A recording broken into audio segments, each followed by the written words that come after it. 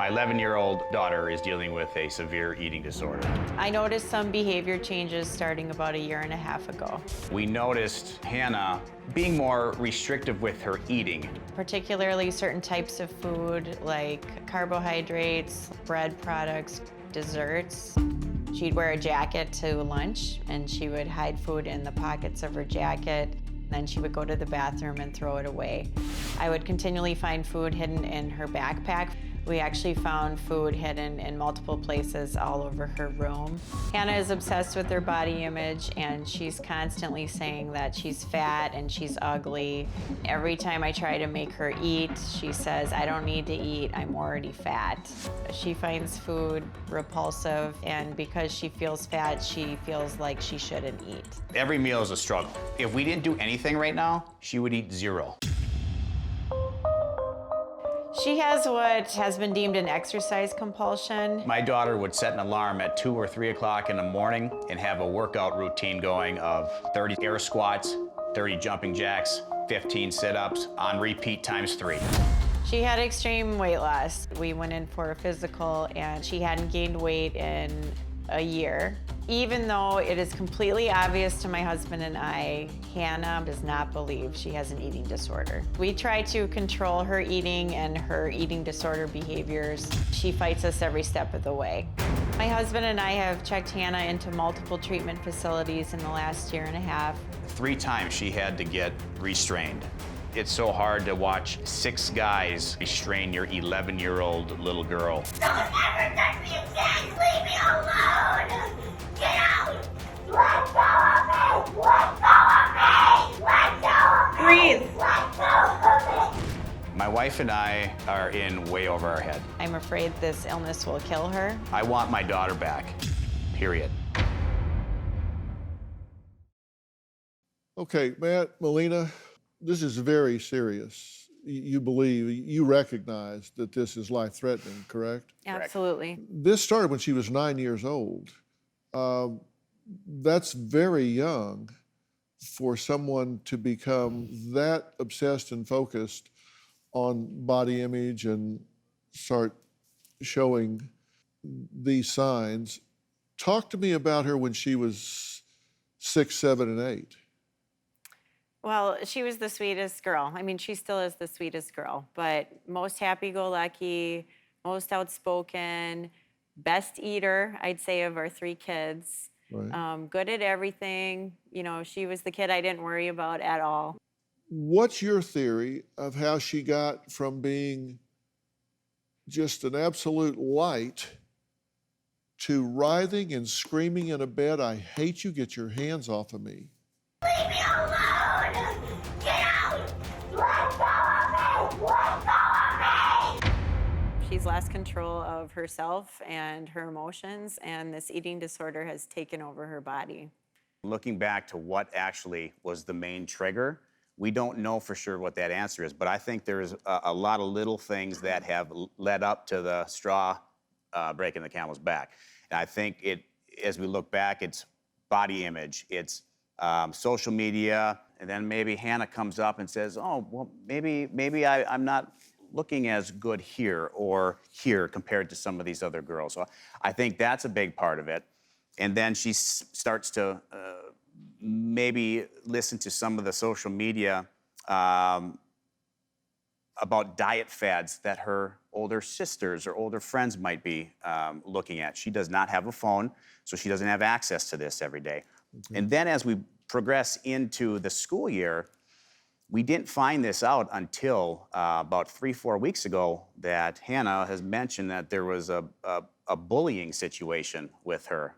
She was in a group of friends, her friends, and a boy in class comes in and ends up picking her out of the group, shoves her down, and starts calling her names along the lines of, you're fat, you're ugly, etc. But at the same time, maybe that's the straw that broke the camel's back. But 2 years into it, you're just hearing about Mm-hmm. that.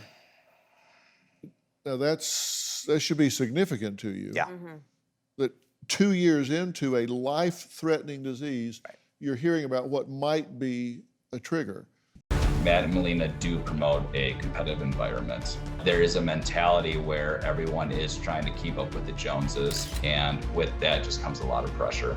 I do believe that this started off as a rebellion to gain more control over her decision-making in her own life.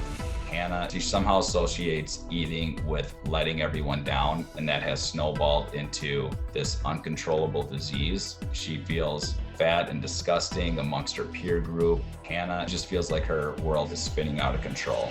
She came to my house and I would watch her stare at food, and I could visually see her saying, okay, if I eat this, I'm gonna get fatter and more disgusting and less love, and I already hate myself. The disease is winning that battle. She feels trapped. She feels like she doesn't have any control over anything. For the last year, Hannah's had access to a cell phone and iPad and laptop. Hannah and her entire peer group believe that body image is extremely important at a very young age. I do not think Matt and Malina are doing a good enough job monitoring it. Matt, Malina, and our entire family are at the breaking point. It is Hail Mary time with this. Our entire family is fighting to save Hannah's life, without a doubt. Well, Michael's joining us virtually now. Michael, thank you so much for being here. You believe that this is kind of all hands on deck to save this child from herself, true? Yeah. I just feel so awful that, that they're going through this. Now, I said I was going to say something when we came back that might be shocking to you and maybe even appalling to hear. And so what is it? And what it is I'm not sure that your daughter has an eating disorder. And you say, well, how can you say that? I mean, look at, she's hiding food. She's obsessively exercising. She has every behavior of an anorexic. Mm-hmm. She checks every box. There's no question that she has all of those behaviors. But the question is, why? And is that an expression of something else? Sure. And the reason that that's so important is you've been to treatment facilities, you've done inpatients, you've done outpatients, you've done therapists, you've done this kind of doctor, that kind of doctor, and nothing has worked. Mm-hmm. So you have to ask yourself the question, why? And one answer is that this anorexia is a very difficult disease to treat. It is a lifelong struggle. It is resistant to treatment. It is subject to relapse. It's like a drug addiction. It is tough. That's one. Another explanation is that you might be treating the wrong thing. And if it is an expression of an underlying condition, an underlying disorder that is not being dealt with, then of course it's going to continue to express itself. And repeat, yeah. Because you're building a house on sand because you're not dealing with what's under it. And as I look at this, I'm very bothered by labels. Labels really bother me a lot. And labels sometimes cause more trouble than what they describe. It's called iatrogenic labeling. If you label someone intellectually challenged and you put that in their school record, then everybody starts treating them as intellectually challenged. Mm-hmm. And they label themselves intellectually challenged, then they start to behave consistent with the label. And I'll guarantee you, she is living to the label of anorexia. Mm-hmm. Mm-hmm. And the fact that 2 years in, you're just learning about a possible huge trigger that wipes out her self-esteem and her self-worth and her self-image tells me that there could be a family dynamic here that underlies a lot of this. Now, why would she choose this instead of something else? Well, the most basic function when someone is out of control is what they take in and what they put out. And if she's feeling out of control, if she's feeling powerless, those are two things she can control, right? Yeah. Hannah spends a lot of time looking at herself in the mirror. She does something called body checking.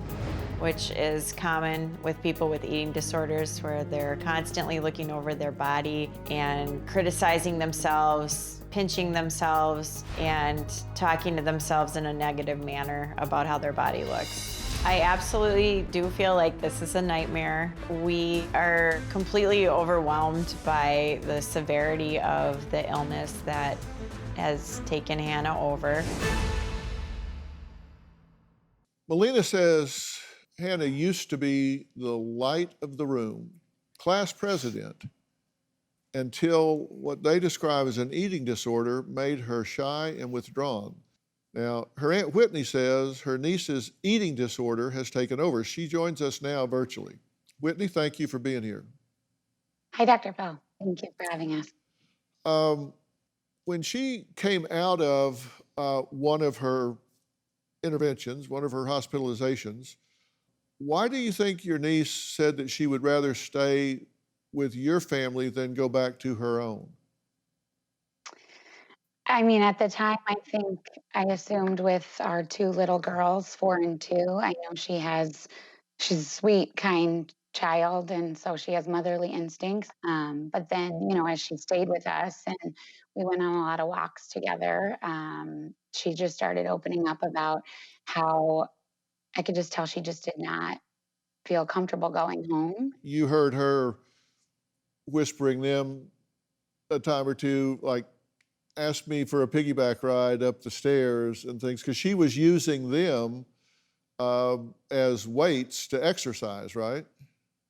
Yeah, I mean, her heart's there. She loves them to death, but also as a 4-year-old, she tells me a lot. And so she said that, Hannah asked her to love taking her up and down the stairs as piggyback rides. And, if we would sit down to dinner, she would never sit down. And so little kids get distracted really easily. And so they'd want to go play. And then she'd be throwing them on the couch over and over and over again and chasing them all around. You say that she does seem to be obsessed with her older sister. It was weird because at first I wouldn't have thought so, but there were just things after living with us that she would say about her older sister. Things like Heather is becoming a really bad kid, and, she isn't listening and she doesn't like our family, and, some pretty hurtful things. But then every action I noticed was that she was trying to copy, emulate, was really interested in anything that had to do with her older sister. Yeah, Michael, do you see the girls together? Have you observed the sisters together? I have, yeah. One perspective that I have is Matt and Malina and the community they live in. They love their kids so much, and in that process, they provide so many opportunities for them. And it creates an environment sometimes where you have these kids then fighting for the attention of their parents and their parents' friends, and it's natural, but I think that the more abundance there is of that, eventually you're going to start getting some rebelling if you're not the kid that's being noticed. And you touched on that, Dr. Phil, and I thought that was very astute. Yeah, and if you feel like you're on the short end of that stick, then you can start having reactions to it. And the key word in my sentence is if you feel like. It doesn't matter what reality is. Perception is reality. My daughter does suffer from body dysmorphia. She looks at herself in the mirror and she sees an individual that's overweight, that is not good enough, that should not be here. I cannot say, Hannah, you're beautiful. I love you. She gets upset with that and she starts to escalate. That's why we are so scared. Hi, can I help you sit up here? No. Okay, I love you. Hey, girl. Hi. How are you? Fine. Good. It's good to meet you. Me Have your too. ears been burning? We've been talking about you. Your parents are concerned enough that you guys drove a long way to get here. They think that your health is in jeopardy because of poor nutrition. What do you think? I don't think so. Well, let's talk about something else for a little bit. What do you like to do? Like, do you have, Sports, what's your favorite sport? soccer or softball. Are you good? She's an awesome soccer player. Yeah. Do you run the whole game? You don't run out of energy? Yeah. Yeah. Okay. Now, you're not an only child. Who else is in the family? I have a younger 8-year-old brother and an older 13-year-old sister. How you get along with them? Me and my brother get along a little better than me and my sister. Do you have a pet? What do you have? 3 goldfish, They all have names. What's your pet that you would really like to get? a dog, What kind of dog do you want? a teddy bear Maltese. They're good dogs, yeah. 11-year-old Hannah mentioned that she wasn't really all that comfortable to discuss everything with her parents, and I want to respect that. So I asked them to give us some time alone. What makes you uncomfortable talking in front of your mom and dad? I'm not really sure. Do you really not think that there's anything wrong with the way you're handling food and exercise, or do you think it's a little extreme? You think it's okay? Yeah. Let me tell you, I've been doing this for a long time, and I think it's pretty extreme, but I wanted you to know that I don't think there's anything that you're doing that you should be in trouble for, or that you should be like punished for or restricted for or anything like that. So I do think that what you're doing is not healthy, but I just don't think it's your fault. And I think we got to try to figure some stuff out, but I wanted you to know that I don't think it's anything you're doing on purpose or that it's your fault. What do you want your life to look like? Are you going to grow up and be a teacher or an astronaut, or get married and have kids and be a teacher and astronaut, or what do you want to do? Either a dentist and a baker as a side job, or a professional athlete and a baker as a side job. Yeah. You want to be a dentist? Do you like going to the dentist? Oh my God. I hate going to the dentist. Why? Because it hurts. You do well in school, right? What's your favorite subject? Science or writing. Do you spend much time on the internet? Well, with school, I guess you have to spend some time, right? Where do we go with the kids? Is it family? What is it? House party. House party. You ever go to house party with your friends? Yeah, we do that with our grandkids. That's kind of fun. When you can't see them, you can at least go there.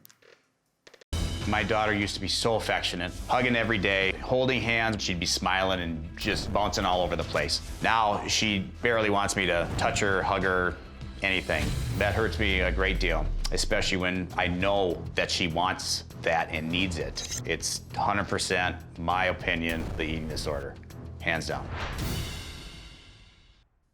Well, I'm back with Matt and his wife, Malina. They say the more they try to get Hannah to eat, the more she's pushing them and food away. We've referenced Hannah's older sister, Heather, and she's going to join us virtually here. Heather, are you there? Yes, I'm here. Hi, how are you? I'm good. I'm curious to kind of hear your take on your little sister. How do you think she's doing as far as her eating and exercise and all? Do you think it's extreme? Yeah, I do. Do you think she compares herself to you? Yes. Why do you say that? Because my mom talks about it a lot.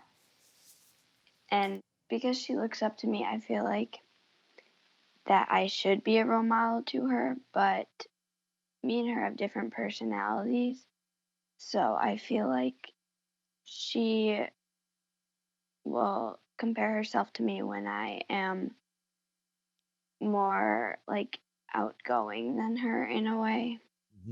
One thing I want to be very, very clear about. I think your sister does have a very serious problem, and I think it is a life-threatening problem. And I think there is a path out of this forest, and I'm going to describe what that is with your parents here. But the one thing that I want you to understand is I don't think you are responsible for this in any way, not 1%, not 5%, not 10%. This is not your fault. There's nothing that you've done that has created this issue for your sister. Do you hear what I'm saying? Yes, I do. Okay. Do you believe what I'm saying? Yes. Okay, that's very important because you're not the problem, but you can be part of the solution. I've been in this field for 45 years. I don't know a time that I've had a better resource as parents than you two. This is one of those things that it just kind of is a perfect storm of elements that conspires to happen at a certain point in time. And that doesn't mean that it can't be unraveled, because it can. We can fix it.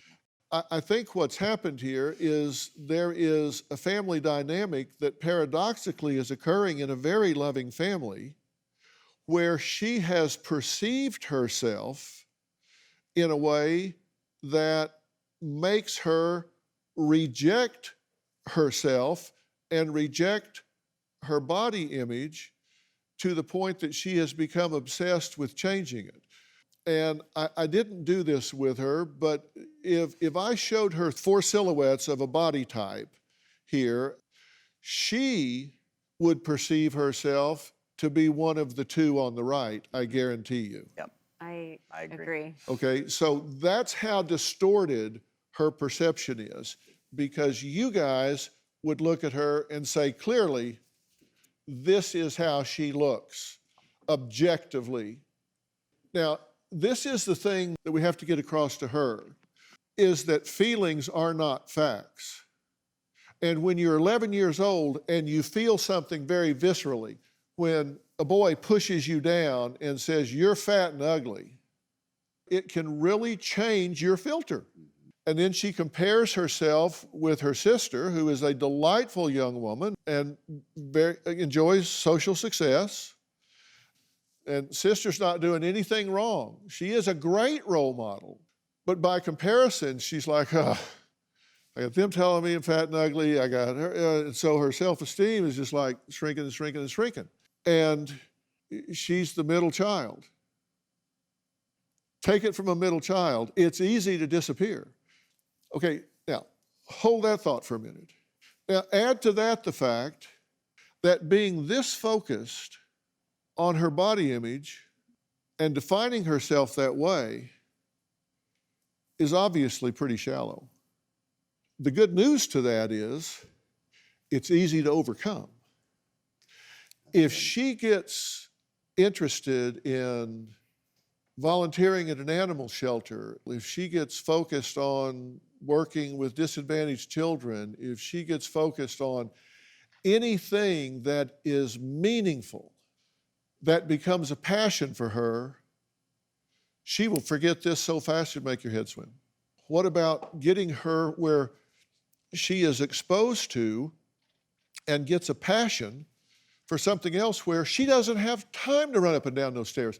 She doesn't have the emotional energy to be focused on that work schedule. She has to go bathe these puppies. She has to go do this. She has to go do that. Something that she is so invested in that this just falls by the wayside.